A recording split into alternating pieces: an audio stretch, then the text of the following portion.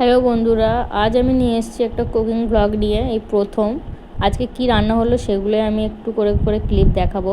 তো প্রথমে আমি একটা হাঁড়িতে বা কড়াইয়ে তেল গরম করে তাতে পেঁয়াজ কুচি এবং কাঁচা লঙ্কা চেরা দিয়ে ভালোভাবে এটাকে ভেজে নেব। এরপর দিয়ে দেবো এতে একটা টমেটো কুচি দিয়ে ভালোভাবে এটাকেও একটু ফ্রাই করে নেব।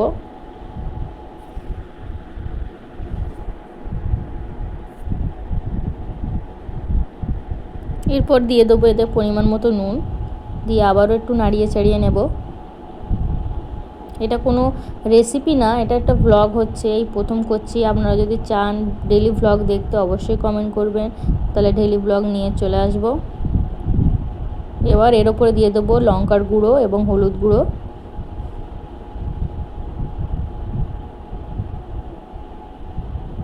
দিয়ে ভালোভাবে মশলাটা কষিয়ে নেব।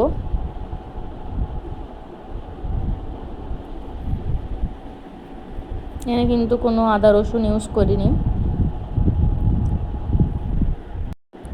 এরপর কষানোর পর আমি এতে জল দিয়ে দিয়েছি। জলটা একটু ফুটে উঠলেই আমি এতে যে মাছগুলো ছিল বেলে মাছ, এই মাছগুলো আমি ছেড়ে দিলাম। এরপর এটা রান্না হতে দেবো, একদম মানে তেল তেল একটা ব্যাপার হবে, তেল ঝাল মতন একদম, এতে কোনো জলের কোনো ব্যাপার থাকবে না।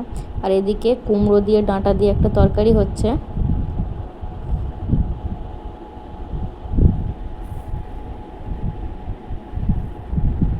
তো দেখিয়ে দিই আজকে দুপুরের আমাদের মেনু কি হয়েছিল। আজকে দুপুরের মেনু ছিল গরম গরম ভাত, আলু সিদ্ধ, আর ছিল গাংমৌরলা মাছ একদম ক্রিস্পি করে ভাজা,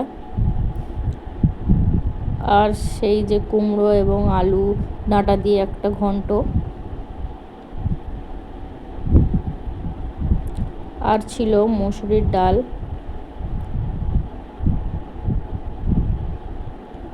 এবং যে বেলে মাছটা রান্না হয়েছিল ওটা একদম চচ্চড়ি, খেতে অসাধারণ লাগে। এইভাবে অবশ্যই একবার বাড়িতে বানিয়ে দেখবেন। আর অনেকগুলো ফল এখানে আছে, বেদানা আছে এবং আছে অরেঞ্জ। শীতকালে তো এইসব ফল না খেলেই নয়।